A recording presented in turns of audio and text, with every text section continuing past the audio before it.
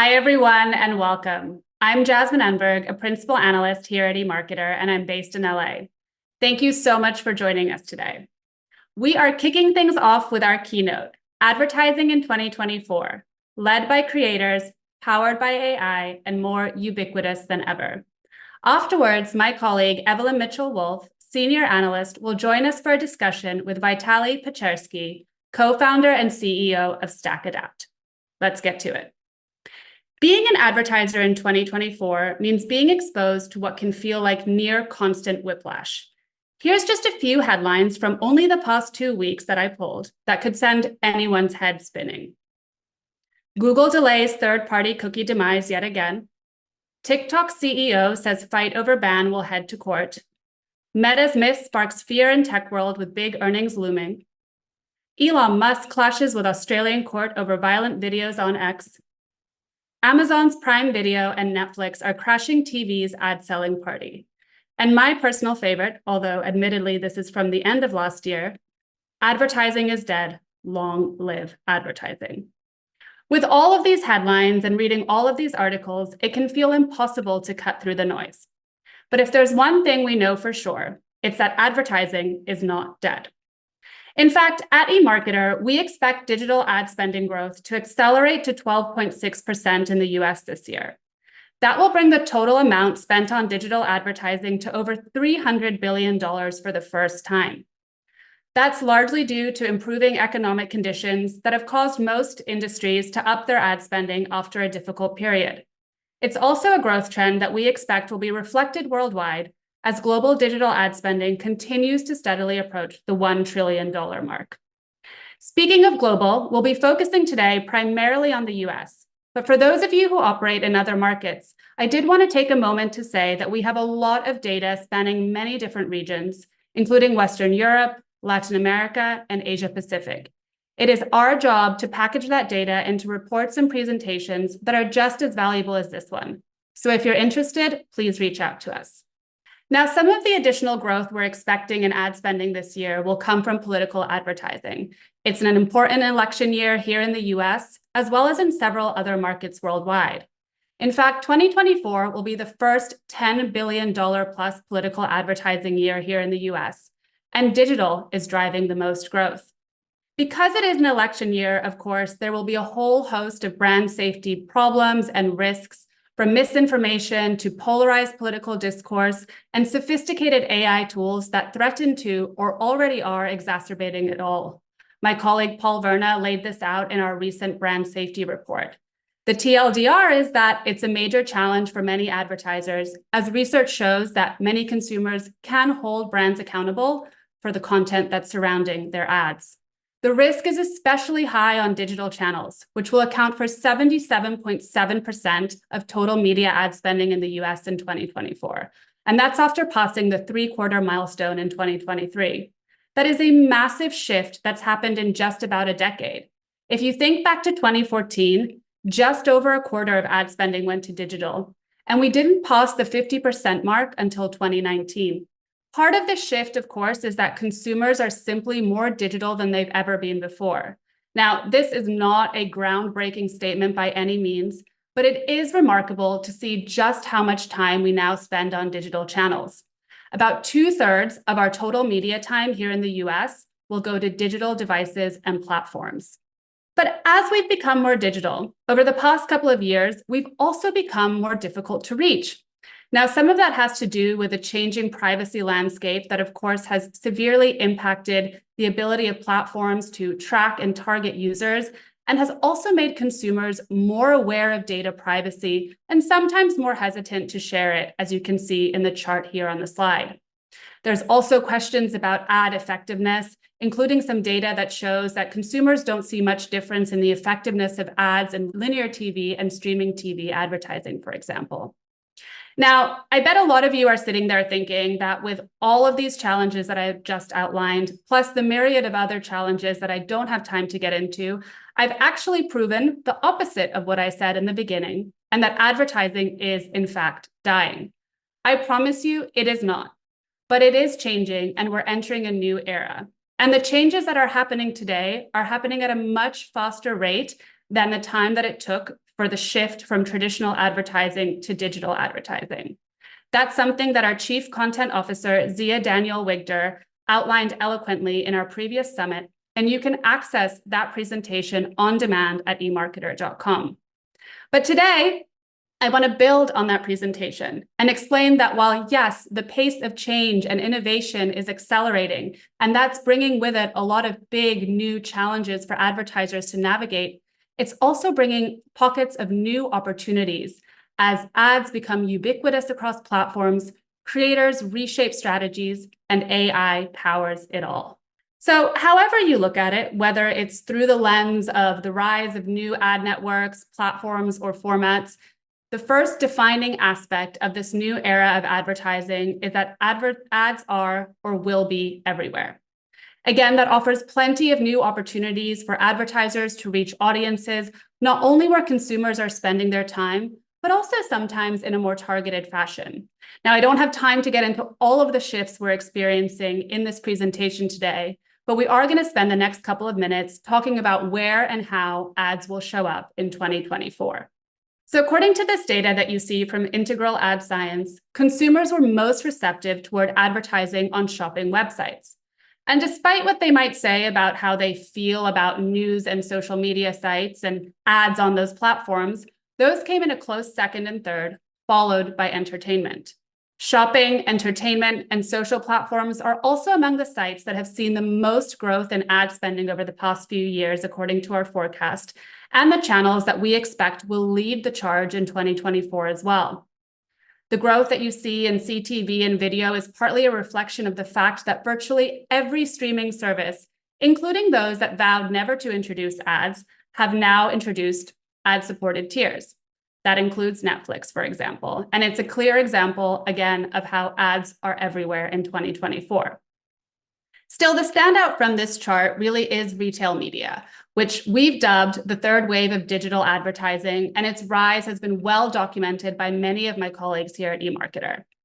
Now, its growth, the growth of retail media, really has to do with the valuable first-party data it provides, as well as the proximity to the point of sale. And now retail media is also a driving force behind the growth in other channels, including CTV and video. In fact, by 2027, we expect 20% of CTV ad spending to come from retail media. That's no surprise given the continued strong growth of Amazon as an ad channel, as my colleague Blake Drosch explained in his latest Shoppable Media report. Other streaming players have started to take note of this. While Netflix and others obviously aren't connected to a powerhouse e-commerce platform, some of them are finding creative ways to fill in those gaps. That includes partnering with retail media networks. Roku has partnered with Best Buy, NBC Universal and Vizio have both partnered with Walmart. And these partnerships are actually part of a larger trend of the walled garden starting to come down. It also includes partnerships between publishers and retail media networks and social media platforms and retail companies, which is the area that I cover. And notably in that space are Meta and Snap partnering with Amazon. All of these partnerships do differ somewhat in how they're set up, but the end result, again, is more streamlined options for advertisers to get ads in front of consumers where they're spending their time. One big takeaway from all of this data that I've shared so far, besides the fact that ads will be everywhere, is that retailers clearly are at the center of digital advertising in 2024. In fact, we now expect retail media's share of the sell side to approach the share of the buy side. The growth of retail media has also spurred a number of copycats in retail adjacent industries, from ride sharing to travel. Companies from Uber to Marriott have launched their own ad networks, and those ads are spreading into other channels, from digital billboards all the way to in-hotel room TVs. Financial service firms have also taken note in other countries, and they're mulling ways to introduce ads and to use the data to power advertising across other platforms. Now, obviously, while these developments are a boon for advertisers, as there's more places for them to be able to serve ads, the question still becomes how consumers will respond to the increasing ad loads as ads turn up everywhere. Young people in particular have long eschewed traditional advertising, and this will create a conundrum for advertisers in 2024. But if our new research about TikTok Shop, which shows that most users either like or don't mind the influx of TikTok Shop ads, is any indication, there's a solution for this conundrum, and it lies in creators. So this year, social media has a much bigger seat at the marketing table. As brands work to reach some of the hardest to reach consumers, those young people I was just talking about, they're increasingly turning to social media, particularly creator-led social, to guide their strategies. As a result, creators are reshaping ad strategies, and influencer marketing is no longer just a line item on brand budgets. We expect US spending on social media sponsored content alone to reach $8 billion in 2024. That is more than double what brands spent on the tactic in 2020, which of course was the year that really kickstarted spending growth. But if you followed any of my recent creator coverage, you may have seen this chart, which shows that while brands are clearly still investing heavily in sponsored content on social media, the growth rate is starting to slow. Now, I want to be clear that this is not a rejection of creators. In fact, it's the opposite, and I'll tell you why. One reason is that creator content, is starting to spread to other channels and marketing tactics. Brands today are prioritizing big omni-channel partnerships with a smaller number of creators. Those partnerships tend to go to big stars, so they cost more. And as those dollars are being spread out across multiple channels, that will naturally lead to lower growth on social media alone. But it's also because creator marketing strategies have gotten more sophisticated. Brands today have more tools, more data, and more resources than ever before. They're no longer blindly throwing dollars at influencer marketing. They're being much more thoughtful about how they spend their influencer dollars. They're working to optimize their campaigns. And now most influencer campaigns will include a paid media component, whether it's content boosting or content licensing, which is the practice of creators allowing brands access to their accounts on social media to place ad campaigns. Now, the reason this is happening is because it provides advertisers with many of the same tools to be able to target and measure their influencer activations as they have for digital advertising. That's also likely one reason why more advertisers considered sponsored digital ads to be impactful than things like user-generated content on owned media or affiliate marketing, both of which are also growing in importance, according to this data from Creator IQ. That's a welcome, or at least not an unwelcome shift among consumers. Over half of consumers were very or somewhat favorable towards ads with influencers, creators, or celebrities across multiple different channels, from TV to social media to billboards to digital media to audio and print, according to this data from Out-of-Home Advertising Association of America and Morning Consult. Advertisers, too, have changed their perception of creator content. As of December, 90% of US advertisers considered creator content to be a high-quality ad channel, whereas previously it was generally considered to be low quality but less expensive as an alternative to studio content.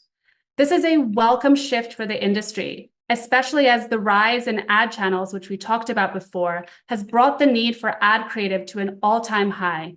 And advertisers have to work both smarter and faster to get that content in front of audiences. Speaking of working smarter and faster, it is impossible today to have a conversation about advertising without talking about AI. While it is still early days for generative AI and its role as an advertising channel, there is no question that AI has already had a profound impact on advertising strategies and effectiveness. As my colleague Max Willens writes in his recent Gen AI and advertising report, advertisers deserve a lot of credit for quickly sizing up the technology and then running toward it with open arms. In fact, 75% of CMOs and executives across many different industries had planned to allocate budget to Gen AI by the midpoint of 2024, according to this data from Capgemini. Over half of companies in industries from media to automotive to insurance and retail already had budget allocated to Gen AI as of October last year. To be fair, there is still a big gap between where we are today and where advertisers foresee Gen AI's potential, according to this data from MediaOcean. Even so, it's already clear that Gen AI is helping advertisers complete at least some of the more basic tasks, from copywriting to market research, and that's helping free up time for more complicated or time-intensive tasks. That's also good news for creators, as well as the future of influencer marketing, as many creators and influencers are concerned about AI replacing their jobs. At least based on this data, that won't be happening anytime soon. More platforms have also run toward consumer-facing and advertiser-facing Gen AI with open arms. ChatGPT, of course, kickstarted the race to AI at the end of last year, but it has become a crowded and competitive market since then. One of the biggest launches, of course, recently was Meta's release of Meta AI in Facebook, Instagram, and in WhatsApp, and that coincided with the introduction of the latest version of its large language model, Llama. It's worth noting that last year, we predicted that Meta would go in big in search using AI. And a lot of that had to do with the growing role of social search, or using the social platforms instead of or in addition to traditional search engines to look up items or products. Now, TikTok tends to be the big name in social search, but both Facebook and Instagram are also strong search tools. And because of that, Meta could actually end up being a dark horse in the race to AI. So because of Meta's scale, Meta only needs 43% of US Facebook users to use Meta AI monthly for its audience to be as big as ChatGPT is here in the US. And as Meta continues to scale Meta AI, that will eventually provide advertisers with new surfaces to reach consumers. Many advertisers have a positive outlook, at least on chat-based search ads overall, and that bodes well for the future of AI chat-based advertising as well. In fact, over 60% of US paid search marketers consider chat-based search ads to be very or extremely effective. So all of this that I've been sharing is certainly a positive sign for Meta's broader AI ambitions, as well as the broader AI ambitions of other companies. But even more importantly, it's a clear signal that AI is already making ads smarter, helping advertisers to get in front of consumers. I focused a lot here on Meta because I'm immersed in the social media world. But this trend of AI having a strong impact on different businesses is something we've seen reflected across multiple platforms and ad channels. I wanted to share just a couple of stats with you from Meta's recent earnings call, which showed that 50% of content seen on Instagram is now delivered through AI, and 30% of Facebook posts are also delivered through AI, showing the positive impact that AI has had on engagement on both of those platforms. Meta also shared that revenue growth has doubled year over year in its suite of AI-powered Advantage Plus tools, again, showing the positive impact it has had on Meta's advertising business and on the power of those ads for advertisers. So to end, I wanted to leave you with just a few key takeaways to wrap up this session. The first, of course, is that in 2024, advertising opportunities will be everywhere, and retail will be at the center of it all. The second is that creators are changing the face of advertising. They're appearing not only on sponsored content on social media, but they're also in ads across multiple different channels. And the third, of course, is that AI is adding velocity to ad strategies and optimization. With that, I'm going to pass it over to Evelyn and Vitaly. I can't wait to hear your discussion on the impact of cookies on ad spending dynamics. Thank you, Jasmine. That was phenomenal. All right, Vitaly, it's a pleasure to have you with us today. Thanks for having me, Evelyn. So we have a great discussion prepared on cookieless tactics and cookieless in general today. So we'll start with kind of a level-setting question here. Given the crucial role of first-party data in the post-cookie landscape, which inherently faces scalability issues, what cookieless tactics would you recommend marketers adopt to complement their first-party data strategies? Yeah, I think it's probably fair to say that the word cookieless will probably go away as an idea very soon. So I would say evaluating strategies should be looked at not from a perspective, does it have cookie in it or it doesn't have a cookie in it. Instead, I think brands should really think about what existing assets do they have and how can they maximize what they have already. And obviously the topic of first party data is incredibly relevant. I think the biggest challenge when it comes to use of first-party data is that marketers have historically been very heavily reliant on third-party data because it's been so easy to purchase within platforms. You click a button, and essentially you can start running ads. With first-party data is often much harder. In the case of retargeting, maybe it's simple, but for companies that are moving in the direction of building data lakes or data warehouses, to get that data into those centralized data infrastructure to be then activated within platforms like a demand-side platform is very challenging because you're essentially competing with a lot of internal resources that might be dedicated to finance or FP&A or revenue operations. And suddenly what marketing teams could have done internally themselves, they are battling for resources with many teams within a corporation. So I think when it comes to first-party data, I think actually smaller companies might be much faster in maximizing the use of it. And when we think about cookieless strategies overall, I think the overall direction should be around diversification. So tapping into channels that inherently don't rely on cookies, such as, for example, connected TV or digital out of home. And again, maximizing existing data resources. So diversification is a strategy going forward, whether use the term cookieless or not. Absolutely. Yeah, and that's been something, I mean, one of the reasons that connected TV has been on a total rocket ship the past few years has been precisely because the targeting infrastructure does not rely on cookies, certainly not as heavily as the rest of the internet does. So it's a good place to start exploring different budget allocations, different ways of reaching your audience. With direct response advertising and brand marketing, all of it can be done on CTV. So no surprise that it has really exploded over the past couple of years. What other cookieless tactics would you recommend marketers adopt to ensure continued success in programmatic advertising? I mean, naturally, people talk about contextual as a targeting strategy when they think cookieless. I think it's really, like, to me, the absence of cookie doesn't mean absence of audience targeting, right? So for me, it's not either one or the other.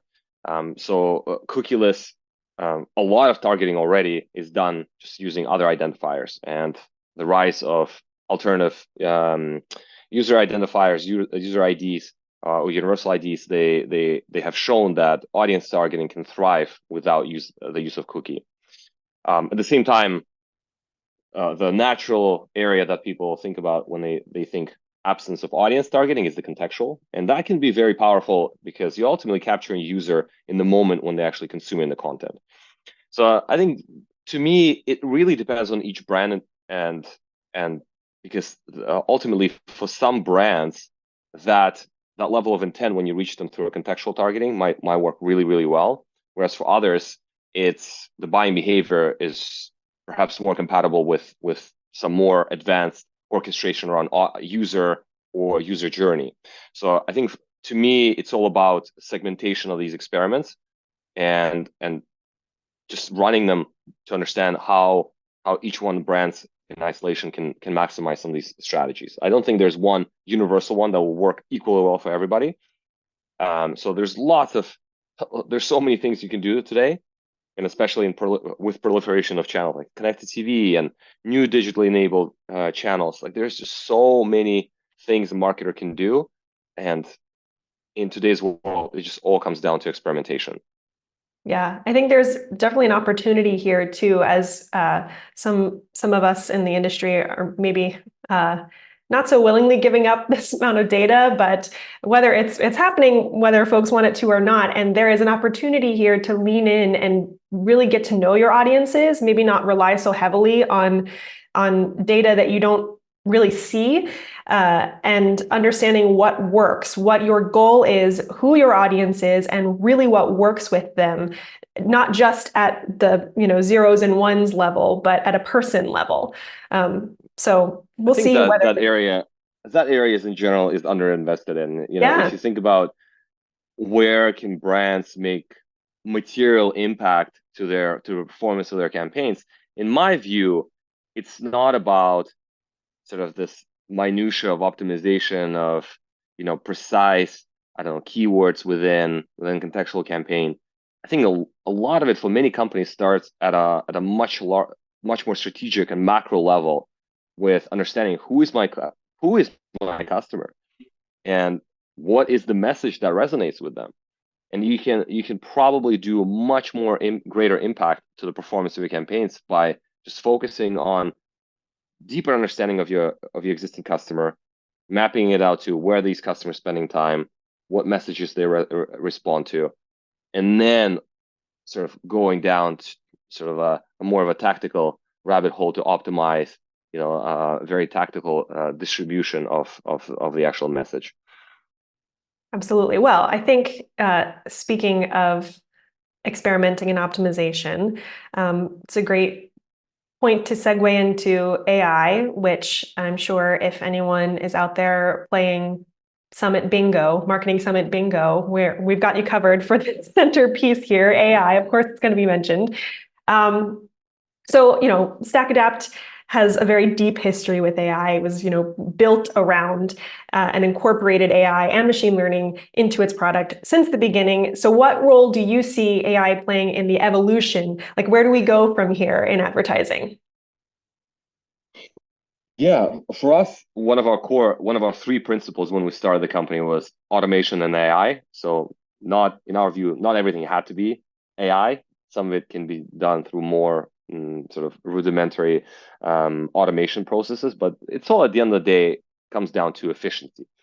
And in all honesty, when we started the company 10 years ago, to see where AI is now, we could have speculated, and we did speculate that it's going to head in this direction, but I don't think we tangibly saw the rise of, for example, generative AI and such new application of these technologies on usability of product and then generation of images and text. It's very new. I think what's interesting is also that my personal understanding and maybe my optimism about some of these tools has slightly changed over even the last 12 months. I think when I first used some of these tools, I was just, my mind was blown because I thought, we're all going to lose our jobs. But now I think, especially in the context of creative, it's so AI generated creative. It becomes very predictable in many ways, and you could see that on feeds, for example, LinkedIn.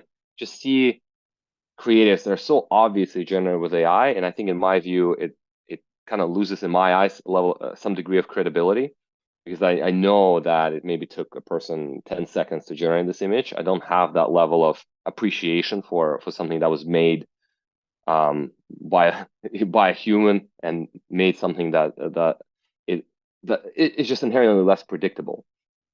And it's hard to get something really, really, really precise out of these tools. And I think so, just qualitatively, by talking to customers and other marketers, I see that these technologies got a lot of hype, and then it's definitely settling in where people realize that actually it's cool. It can supplement a lot of my workflows, but it cannot be spitting out the end product, especially when it comes to creatives, because so many especially larger brands, they have very precise guidelines around what the brand needs to look like, how it needs to present itself. Using these tools is really hard to get that out of the box. So in a case of generative AI, I think it's very exciting, but I think it's still very early in companies' understanding of how to effectively, reliably use them to produce output.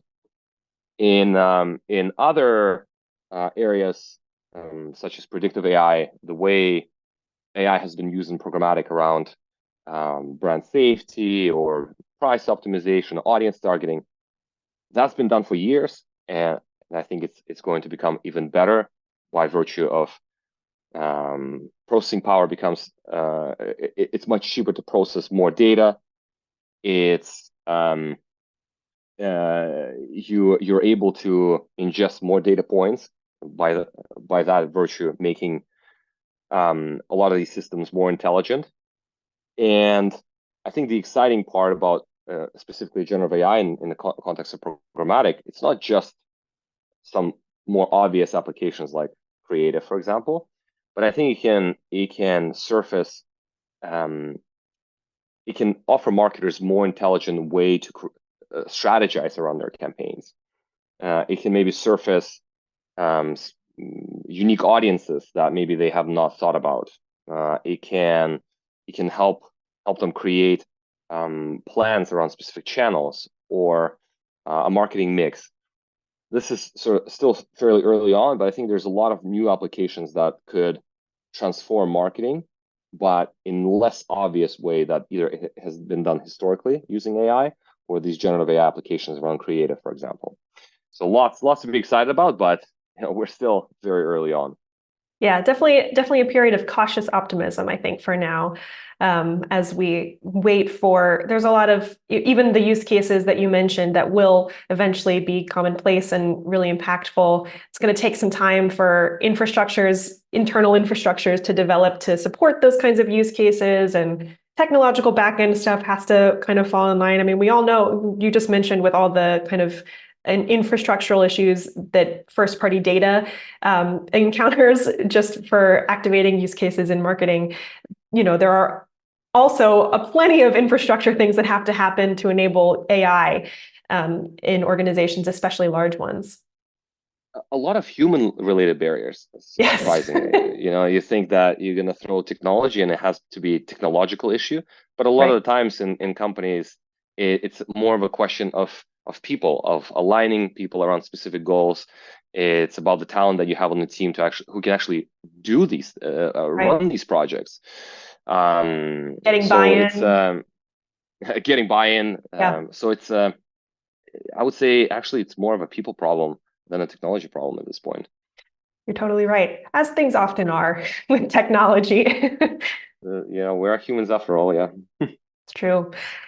So what recommendations would you give marketers that are looking to leverage AI to enhance campaign performance right now?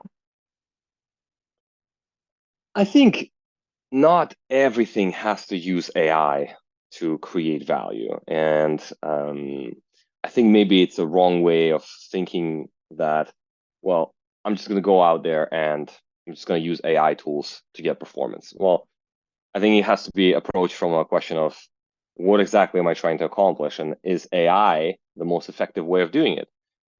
And then you can then very easily set up experiments where you can fall into this purpose to say, I'm going to use AI capabilities to solve this problem. In parallel, I can try solving the same problem with some other techniques. And then you can compare the performance between those two. So I would not go out of the gate saying, we have, and I mean, it's a very common, I think, mistake in many other technologies that have been very hyped up over the last, many decades. So you come up with something really cool, like, well, where can we insert this? Like, it's a solution looking for a problem, right? Right. And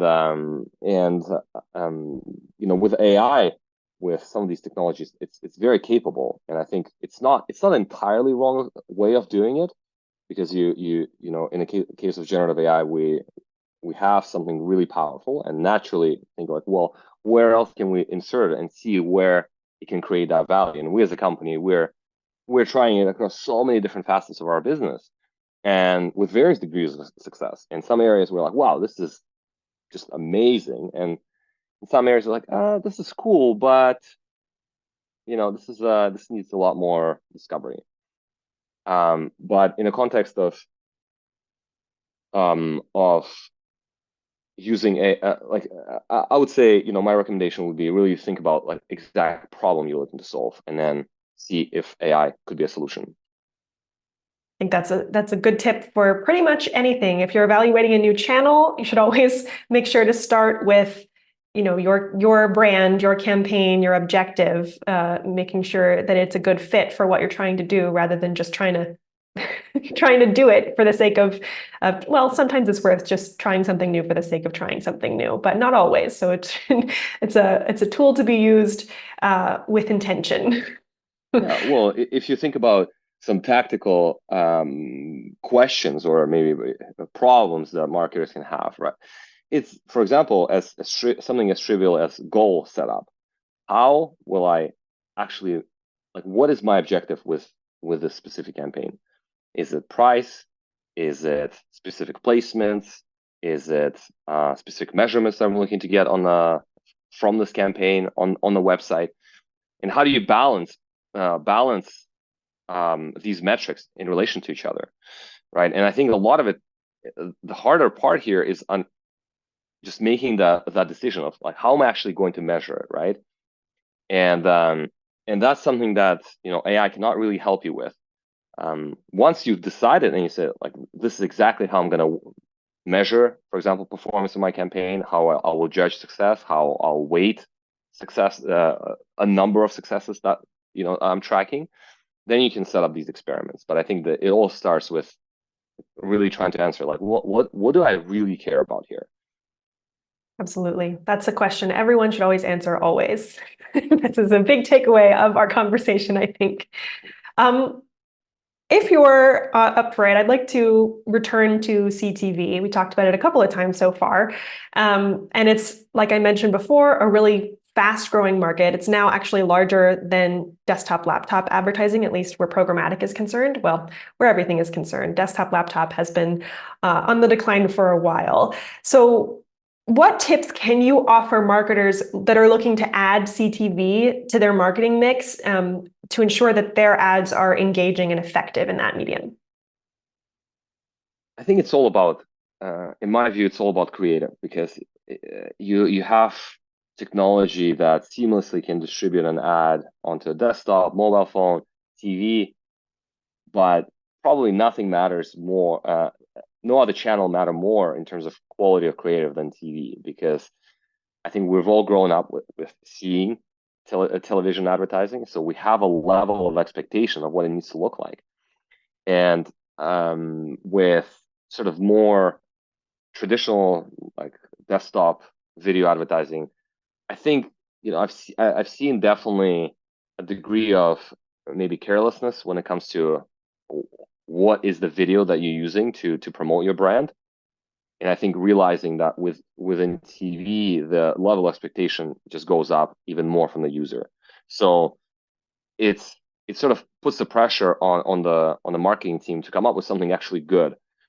And I think it goes a long way, because you can have, at the end of the day, you can have the world's best targeting, and reach the right user at the right time, right device, the classic. But if the ad is actually not good, it can probably do more bad than good. So with TV, I think that it is probably even more important. And to me, when we build video advertising at StackAdapt for StackAdapt, we really want to challenge ourselves. Like, if we had a moment at Super Bowl, what would we want to show? And I think it forces us to think like a little bit more creative, a little bit more outside of the box. And in TV advertising, you have to think that way. So I think, if anything, with advancements of programmatic distribution, kind of puts a little bit more pressure on the creative side too, which in my view, well, they go so hand in hand together. You have to do it. I mean, I'm on board for Super Bowl level creative all year round. Bring it on, advertisers. People like good advertising. It's just hard to do good advertising. Thank you so much, Vitaly, for joining us today. Thanks so much for having me, Evelyn. Appreciate your insight and perspective. That is all the time we have. Back to you, Susie and Jeremy.